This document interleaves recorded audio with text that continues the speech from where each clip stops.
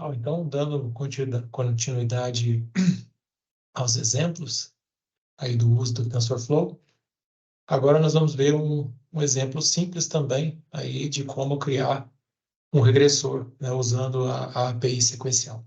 Então, a gente vai construir aí esse empilhamento de camadas com keras, assim como a gente fez lá com o exemplo do classificador, e a gente vai usar para predizer o valor médio de preços de casas.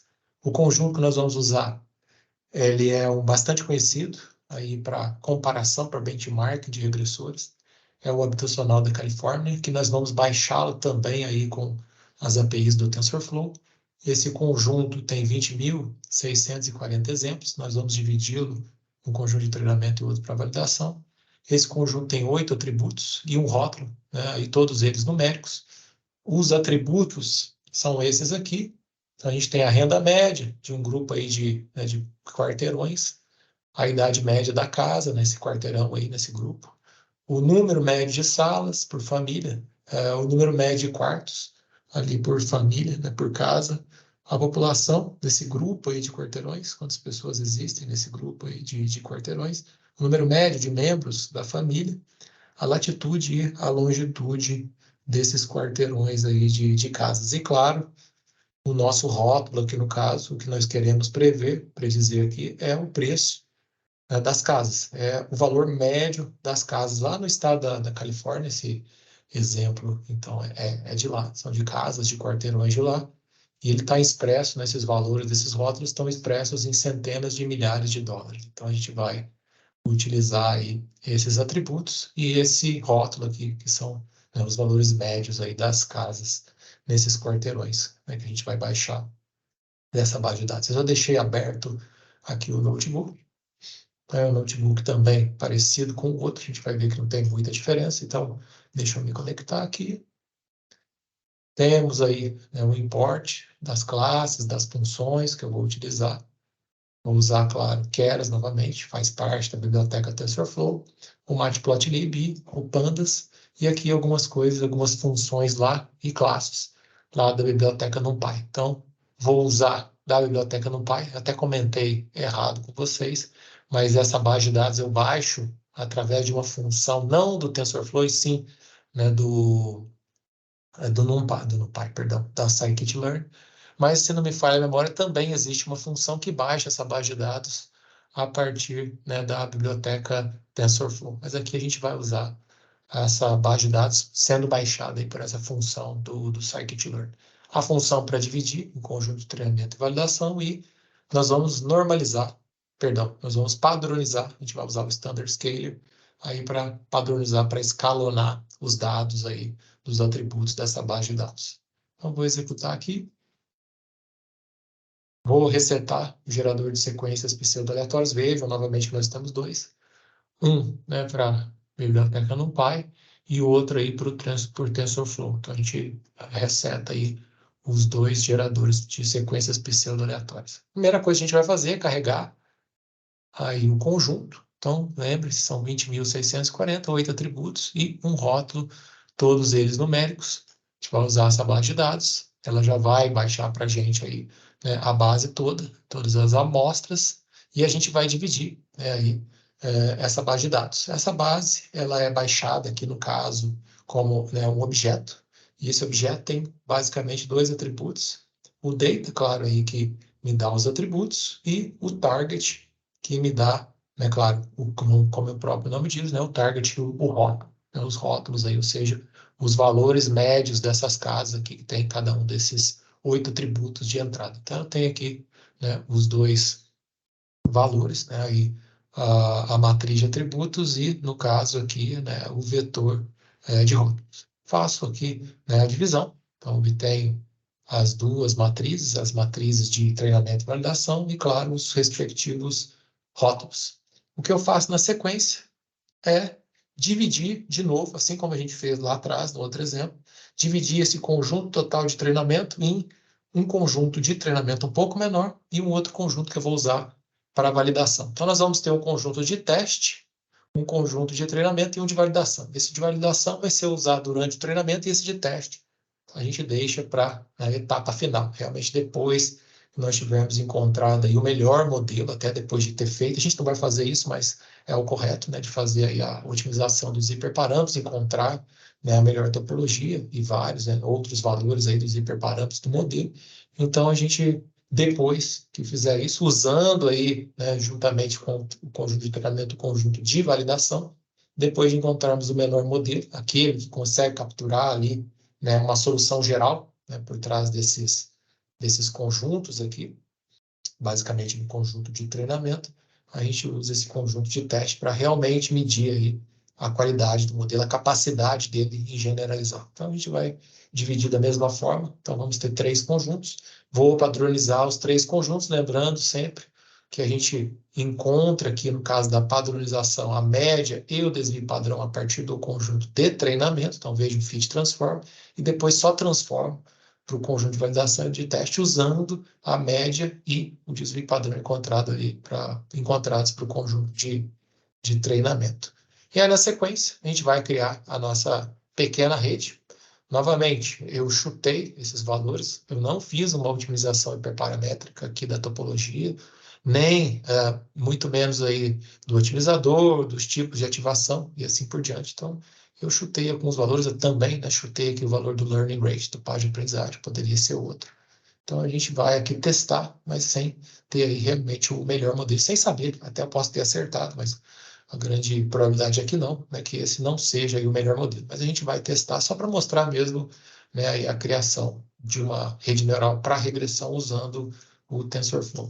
Então, a primeira coisa, claro, é usar aí a classe Sequential, né, passando para ela, para o construtor, aquela lista de camadas. Então, a sequência de camadas que nós vamos ter na nossa rede neural. Então, vejo que a primeira camada que eu tenho aqui é a dense, né, totalmente conectada, com 30 nós, todos eles tendo ativação ReLU, e por ser a primeira camada, né, por ser a entrada, aí, né, a primeira camada escondida aqui na minha rede neural, eu preciso definir qual é o input shape. E o input shape aqui no caso, né, é o shape lá da entrada, né, do meu X-Train, do meu conjunto aqui, né, de atributos da minha matriz de atributos aqui, né, de treinamento. Então, por não ter aqui, por não precisar fazer o achatamento, porque os dados já são achatados, já são aí, né, vetores unidimensionais, com esses 8 atributos, eu não preciso fazer aquele achatamento, então a minha primeira camada já é a camada densa, tendo como entrada aí, claro, né, o shape, no caso aí, né, no caso aqui da matriz de treinamento. Só lembrando, né, que essa matriz aqui, ela vai ter aqui no caso, né, se vocês, a gente não imprimiu aqui, mas eu poderia ter colocado uma outra célulazinha de código para a gente ver o shape aqui, né, dessa matriz de atributos. Vamos ver aqui. Deu erro porque, perdão, pessoal, eu não executei essa célula aqui. Então, vamos lá. Ele vai executar. Agora a gente pode ver aqui. Então, ele tem 11.610 aí para treinamento e, claro, meus 8 atributos aí, né, que eu vou utilizar. Então, vejam, lembrando sempre que quando a gente define, aí declara a rede, a gente não passa para ela, né, a quantidade aí de exemplos, porque isso vai variar. Eu posso alterar o tamanho do meu mini batch que eu estou usando aí para o treinamento. Então, o que a gente faz é passar o shape de 1 em diante, ou seja, a gente pula aqui a primeira dimensão. No caso, a gente só está passando 8, ou seja, a entrada vão ser 8 atributos. E não interessa, por enquanto, aqui a quantidade de exemplos que eu tenho, só interessa ali a quantidade de atributos que eu realmente tenho como entrada. Então, no caso aqui, que nós estamos passando, né, aqui para o input shape, para esse parâmetro, é realmente aí o valor 8, ou seja, tem 8 atributos aqui no caso. E, por final, essa rede só tem uma camada oculta e uma camada de saída. Essa camada de saída, por estar aí sendo uma rede neural para regressão, claro, só vai ter um único neurônio aqui na saída e a ativação eu não estou especificando. Veja aqui que eu não estou passando o activation, porque, por padrão, se eu não especificar o activation, ele é o linear, ou seja, a saída é a combinação linear ali, né, dos pesos em relação, né, das entradas, perdão, em relação, né, aos pesos aí da rede neural. Então, é aquela combinação linear dos atributos, né, perdão, da entrada, né, dessa camada aqui, que no caso são as saídas desses 30 nós da camada anterior. Então, a combinação disso, né, aí, multiplicado pelos pesos, né, os respectivos pesos, mais aquele peso de bias que é multiplicado por aquele valor constante igual. Então, exatamente a ativação desse único nó é igual à saída aí da rede neural. Então, a gente tem aqui uma ativação linear, né, chamada aí na literatura. Então, é isso, é bem simples. Essas são as duas únicas camadas que eu vou empilhar aí para montar a minha rede, essa sequência de duas camadas, e na sequência eu compilo, né? A gente sempre tem que compilar, então primeiro a gente declara, depois a gente compila, e aí aqui no caso, o loss, né? Aí a perda que eu quero, no caso a minha função de erro é o erro quadrático médio. Então, como é um problema de regressão, a gente vai usar o MSE. O Optimizer, vocês podem estar lembrados aí, se recordando do exemplo anterior, eu tinha passado naquele caso apenas uma string.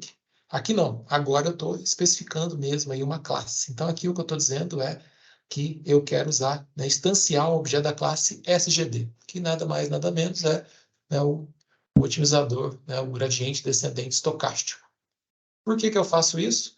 Porque quando eu passo a string, eu instancio esse objeto, esse otimizador, com todos os valores padrão, né? Todos os parâmetros ali que eu poderia ajustar para inicializar esse objeto vão ser, né, os valores padrão. E nesse caso específico, eu queria usar um valor diferente do valor padrão aí dessa classe para o learning rate, né, para o passo de aprendizagem. Então, aqui eu preciso, né, se eu quero usar um valor diferente do padrão, eu preciso realmente instanciar um objeto. Então, o que eu estou fazendo aqui é exatamente para poder passar aí, né, um valor diferente do learning rate. Então, aqui vamos lá, né, já definimos aí e compilamos. Aqui, né, exatamente isso que eu acabei de comentar, né? Por estar querendo, no caso aqui, alterar o valor do learning rate, eu preciso explicitamente passar um objeto, instanciar um objeto da classe do otimizador para poder especificar, né, definir o valor que eu quero. O summary vai mostrar aqui para a gente, né, a nossa rede. Então, ele mostra o tipo da rede entre parênteses e o nome aqui que ele deu para cada camada. Como eu não passei, eu não especifiquei nomes aqui, porque existe um atributo, como eu comentei com vocês na aula passada, existe um atributo name, onde eu posso escolher o nome que eu quiser para cada camada. Como eu não passei, ele vai usar o próprio nome e vai aqui, né, colocando um prefixo, né, com um nome aí, né, um pós-fixo, no caso aqui, né, com a contagem da camada. Então, primeira é dense, se a segunda também é dense, ele vai criar um underscore aqui, né, para contar. Se tivesse mais uma camada, seria 2, 3 e assim por diante. Ele mostra aqui as entradas, né, perdão, o output, a saída de cada uma dessas camadas. Então, essa camada, claro, tem 30 neurônios, então são 30 saídas. O nano significa que o valor ali de exemplos é variável, porque nós vamos usar minibets, então esses minibets podem ter os seus tamanhos alterados. E a saída aqui da última camada, a camada de saída, claro, é um nó, né, só tem uma saída, e o tamanho também, né, vai variar dependendo aí da quantidade de neurônios, quantidade de exemplos que eu tenho no meu minibet. Aqui são os parâmetros, né, que a gente vai ter. Então, a gente tem um total aí de 301 parâmetros, todos eles treinados, ou seja, todos eles são pesos aí que vão ser aprendidos, otimizados, atualizados durante o processo de treinamento, e aqui não tem nenhum parâmetro não treinado. Então, essa rede é bem simples, ela não tem nada de normalização de minibets, como poderia ter numa rede mais profunda, né, bem mais profunda do que essa aqui, seria necessário aí para muitas vezes evitar o problema da explosão e do desaparecimento do gradiente. Mas aqui, como a gente só tem duas camadas, a gente não precisa de nada muito complexo, a gente só precisa mesmo aí das camadas densas e nessas duas camadas e pronto. Então, pronto. Fiz o summary para a gente verificar realmente o que foi criado ali, né, o que foi compilado, e agora a gente faz o treinamento. Não muda nada, agora é a mesma coisa. Vocês viram que a única coisa que mudou aqui foi o processo de criação, né, aqui das camadas, porque eu queria realmente criar aí um regressor. E agora a gente faz o fit, né, para fazer o treinamento, passando o conjunto aqui de treinamento, o número de épocas aqui eu coloquei 50, né, um número grande, né, poderia ter colocado menos, e passo o conjunto de validação. Então, eu quero, ao longo do treinamento, também validar, ou seja, calcular ali, para ter uma ideia, né, se essa rede está sobreajustando ou não, se ela está realmente aprendendo aí no caso. Então, vamos lá, vou executar. Espero que não demore muito, mas eu acho que é rápido, porque é uma rede bem simples, leva aí, vocês podem ver, em torno de 1 segundo por época, 2 milissegundos por, né, step, por mini-batch.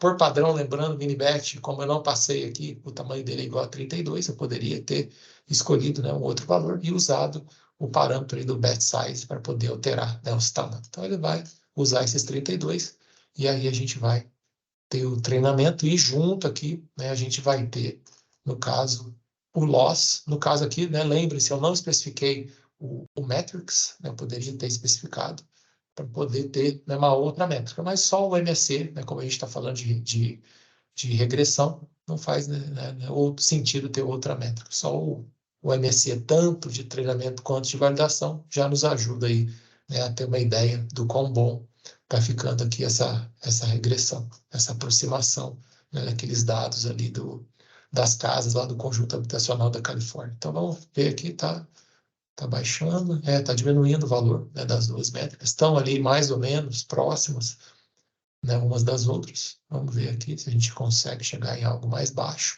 Ele começou ali com algo em torno de...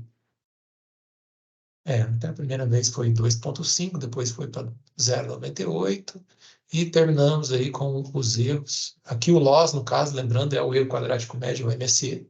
Então, no final aqui, ele ficou com 0,38,38, né, 0,3838 para o conjunto de treinamento e 0,39 para o conjunto ali de validação. Então, os dois estão próximos, né? Não está tendo aí overfit, né, sobreajuste. Os dois valores estão caindo aí razoavelmente bem. A gente vai ver isso agora, claro, lembrando que, né, eu criei aquela variável history para receber ao final do treinamento o objeto history, que tem aquele atributo history, que é um dicionário, que eu posso utilizar, né, aqui para plotar, no caso aí, o erro, né, o MSE de treinamento e o MSE de validação. Então, eu vou executar aqui, isso aqui é o que estava salvo, vamos ver para essa vez agora, porque como eu estou inicializando de novo, né, a gente pode ter valores diferentes, devido à inicialização dos pesos da rede, claro, também ao embaralhamento aí das amostras do conjunto de treinamento de validação. Então, vejo aqui que o erro de validação até deu uma osciladinha, mas a tendência aqui é de redução, né? Vocês podem ver que mesmo tendo, em alguns momentos, aumentado, se a gente for traçar uma média aqui, ele está tendendo a reduzir junto aqui com, né, o erro, no caso aqui, o azulzinho, que é o MSE de treinamento. Então, a gente está aí com o modelo reduzindo. Se eu talvez treinasse por mais tempo, a gente pode até tentar deixar aqui, enquanto a gente vai vendo o restante do código. Lembrando que se eu fizer um fit de novo, ele não vai começar do zero, ele não vai reinicializar todos os pesos, ele vai continuar, né, dos valores dos pesos que ele, né, achou para o final, que deu aquele valor ali de erro em torno de 0,38 e 0,39 para o conjunto de treinamento e de validação, respectivamente. Então, eu vou executar de novo aqui, vamos deixar ele por enquanto. Então, vejo aí que está reduzindo, aparentemente ainda tem chão aqui, né, ainda tem espaço para a redução dos dois erros. A gente pode ainda continuar um pouco mais o treinamento para verificar se a gente consegue baixar aí de 0. Aqui no caso está dando quase, né, 38, 39 ali no caso. Então vamos ver o que acontece daqui a pouquinho. E depois de ter treinado, claro, a gente vai fazer algumas predições, né, com o método predict, usando aquele conjunto de teste que eu deixei de lado, que é o conjunto que realmente a gente usa depois de ter feito todo o treinamento, de ter feito toda a otimização dos hiperparâmetros, encontrado a melhor topologia, né, e assim por diante. A gente vai usar esse conjunto para realmente verificar aí, né, o grau, né, para avaliar o grau de generalização do modelo. Então, a gente pode usar aqui para fazer o predict. Eu acho que vai dar algum problema se eu não esperar. Ele já terminou. Baixou mais um pouco, né, foi para 35, 36, mas não tanto assim. Vamos ver aqui de novo o que vai acontecer. Então, está diminuindo, mas está diminuindo aqui numa cadência mais lenta, né? A gente consegue perceber que ainda a tendência é de redução. O erro de validação continua, né, ali oscilando, mas também a tendência está seguindo aqui a tendência do conjunto de treinamento, ou seja, o erro está diminuindo ali ao longo do tempo. Então, vamos fazer predição agora com esse outro modelo, né, com essa continuação do treinamento que eu fiz, que deu ali em torno de 35 e 36 o erro de treinamento e de validação, respectivamente. Então, vamos lá. O que eu vou fazer aqui é verificar para os três primeiros, aqui no caso, valores, três primeiros vetores de atributos, né, com aqueles 8 atributos, aqui para o conjunto de teste. Então, aqui no caso, eu estou pegando, né, os três primeiros vetores e fazendo predição com esses três primeiros vetores. E aqui a gente pode imprimir, né, o erro, comparar aqui, perdão, o valor atual, né, ou seja, o valor que está ali, o rótulo mesmo, o valor esperado, e o valor que foi predito, que foi aprendido aí pela rede, né, que está sendo predido para aquele rótulo ali, para aqueles 8 atributos de entrada. Então, veja que o primeiro valor, né, o valor esperado, realmente para aquelas 8 entradas, era 0,47. Ele predisse, perdão, 0,53. Aqui, o valor esperado era 0,45. E aí ele fez uma predição aqui de 1,74, né? Foi um erro até alto aqui no caso. E aqui, né, o atual 5 e o predito 3,882. Então vejam que está um pouco distante, a gente pode melhorar, mas lembrando, é aquilo que eu disse, é uma rede que eu chutei, eu não sei se é a melhor, não sei se a topologia é essa mesma, não sei se os hiperparâmetros, se o otimizador melhor é mesmo aí o gradiente descendente estocástico, né? Não sei se esse é o melhor passo de aprendizagem, não sei se são 30 neurônios, né? É um valor bom para essa camada escondida.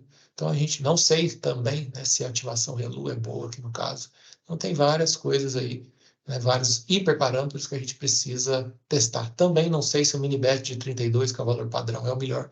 Então, são várias coisas aí, são vários hiperparâmetros que precisam ser testados para a gente encontrar realmente aí o melhor modelo, né, para fazer essa predição, né, desses valores aqui de casas. Então, esse aqui era o exemplo que eu queria mostrar para vocês, aí com a regressão, né, criando uma rede para regressão.